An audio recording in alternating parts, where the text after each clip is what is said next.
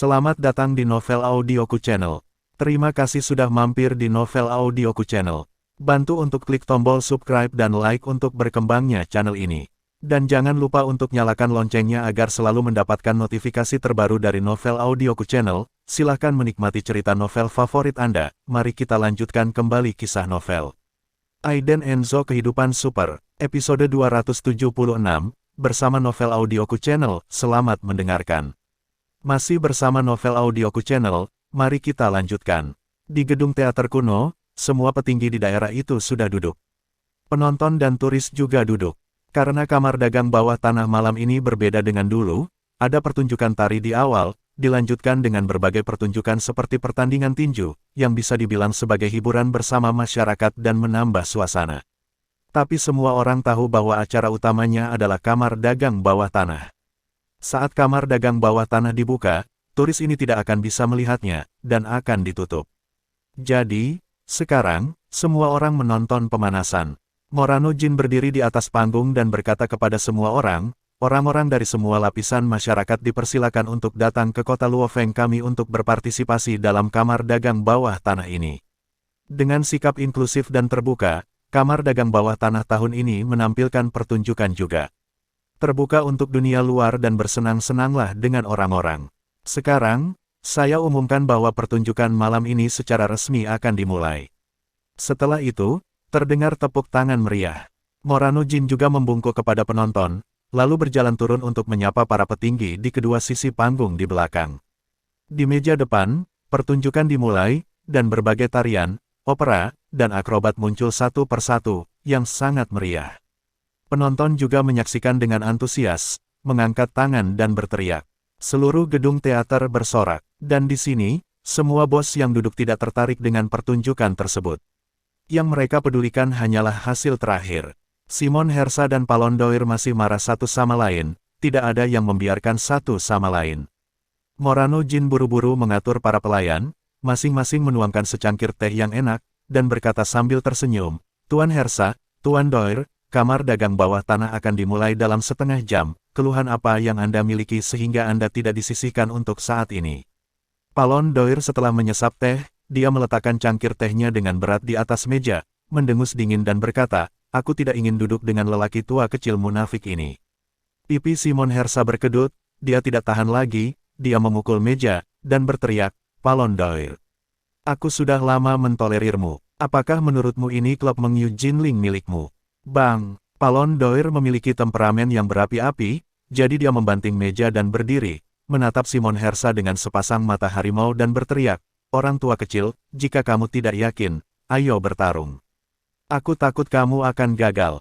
Simon Hersa tidak tahan lagi, dan dia berdiri tiba-tiba, matanya membelalak, dan nafas api yang mengamuk mengalir dari tubuhnya. Melihat keduanya akan bertarung, Morano Jin berkeringat deras, dia buru-buru menahan dan membujuk pertarungan, kalian berdua, tolong tenang, jangan biarkan orang luar melihat lelucon itu. Morano Jin merasa bersalah, kedua tuan ini, tidak bisakah kamu berhenti saja? Siapa yang berani menertawakanku? Palon Doir. Palon Doir berteriak, matanya memindai penonton. Semua kakak laki-laki diam, menonton drama dan minum teh. Tidak mampu untuk memprovokasi. Morano Jin sibuk menunggu Palon Doir dan Simon Hersa duduk lagi, dan berkata dengan senyum tak berdaya, Tuan Hersa, Tuan Doir, perlakukan saya sebagai wajah Tuan Jin, kesampingkan keluhan untuk saat ini, kamar dagang bawah tanah ini akan segera dimulai, hal berikutnya itu yang paling penting.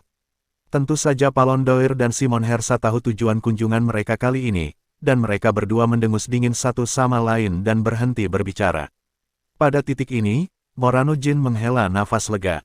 Tapi dia tidak berani lalai, jadi dia hanya berdiri di samping kedua tuan itu, menemani mereka, dan berbicara untuk menghilangkan kebosanan. Bahkan setelah itu, semua petinggi dari berbagai distrik juga mulai mengobrol satu sama lain. Apakah menurutmu Bowen Liu akan datang kali ini?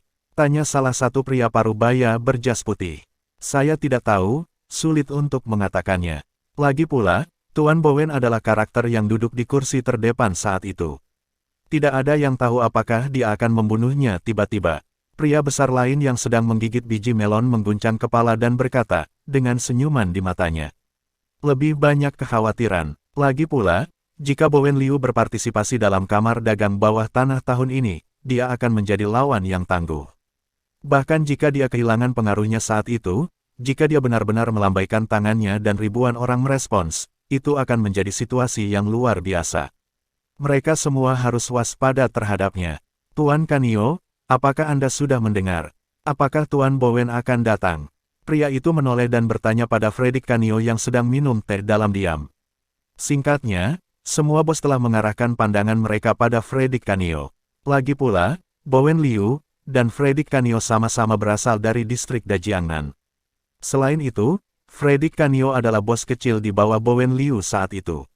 Untuk banyak berita, paling tepat untuk bertanya pada Fredrik Kanio. Fredrik Kanio meletakkan cangkir tehnya, menatap semua bos lokal dengan pandangan berbeda, tersenyum dan berkata, "Saya tidak tahu, jika Tuan Bowen benar-benar datang untuk berpartisipasi, Anda dan saya dipersilakan, ketika Tuan Bowen memperlakukan Anda dan saya baik-baik saja, dan kita tidak boleh tidak berterima kasih." Apa yang dikatakan Fredrik Kanio sangat bagus, dan dia tidak dapat menemukan kesalahan.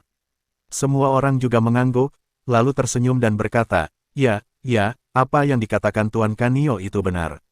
Diana Eba duduk di samping Fredrik Kanio, berbalik ke samping, dan membisikkan sesuatu di telinga Fredrik Kanio. "Tuan Kanio, apa yang kamu bicarakan?" 1 detik 1 tangan, 2 ujung tidak menyinggung. Fredrik Kanio tersenyum dan tidak mengatakan apa-apa. Tetapi, tiba-tiba, dengusan sumbang datang dari samping. Palon Doir melipat tangannya dan berkata dengan dingin, "Kamu, Fredrik Kanio, benar-benar berbicara omong kosong. Saya tidak melihat kamu secara aktif membantunya ketika Tuan Bowen mengalami kecelakaan. Saya juga mendengar bahwa kamu menikamnya dari belakang, jika tidak, Guru Wen tidak akan jatuh begitu cepat.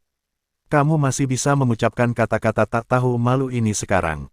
Kaca, sepertinya ada suara berderak di udara. Cangkir teh yang baru saja diambil Fredrik Kanio dihancurkan olehnya. Matanya dingin, daging di sudut mulutnya berkedut, dan ada permusuhan di tubuhnya. Sialan Palon Doir, apakah dia akan mati jika dia tidak melawan orang? Tidak heran orang-orang tidak mau berbicara dengan Palon Doir. Karena orang ini memiliki mulut yang sangat beracun, tenggorokannya tertutup ketika dia melihat darah, dan dia tidak dapat membuka panci apapun.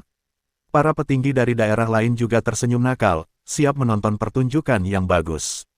Karena saat Bowen Liu mengalami kecelakaan dan Fredrik Kanio menikamnya dari belakang, itu hanya rumor dan belum terkonfirmasi. Tidak ada yang berani membawa masalah ini. Namun, Palon Dior berani. Tepat ketika Fredrik Kanio hendak marah, Morano Jin berdiri dengan tergesa-gesa dan berkata, "Tuan, ini akan segera dimulai." Akhirnya akan dimulai. Semua orang menarik napas dalam-dalam, dan mata mereka menjadi lebih suram. Tak lama kemudian, gedung opera kuno mulai ditutup. Sebagian besar turis sudah diatur, hanya menyisakan beberapa anggota keluarga dan eksekutif bisnis lokal, yang semuanya disewa untuk berpartisipasi. Lagi pula, pembagian kepentingan kamar dagang bawah tanah tahun ini melibatkan kepentingan banyak perusahaan dan keluarga lokal.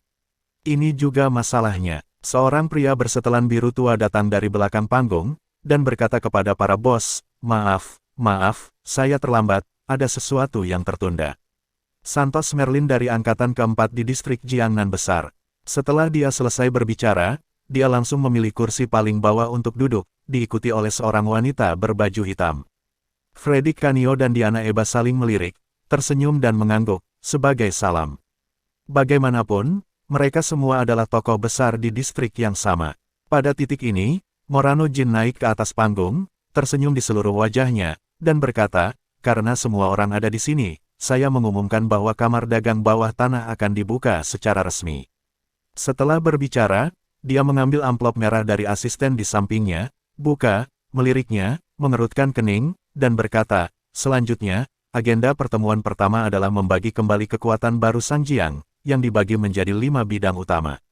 Metode partisipasinya adalah lelang, dan satu dengan harga tertinggi akan tahu, harga awalnya adalah 3 miliar. Dalam sekejap, semua bos mencibir seperti serigala lapar. Morano Jin juga terkejut, dia tidak menyangka bos besar di belakang kamar dagang bawah tanah begitu ingin menyingkirkan Sanjiang. "Baik, sekarang, syuting akan segera dimulai," kata Morano Jin. Tetapi, segera setelah dia menyelesaikan kata-katanya, suara nyaring terdengar di pintu masuk utama gedung teater kuno, dan itu langsung bergema di antara penonton. Tuan Sanjiang Tergio Ziso, ini belum berakhir. Tuan Sanjiang Enzo, ini. Terima kasih sudah mampir di Novel Audioku Channel.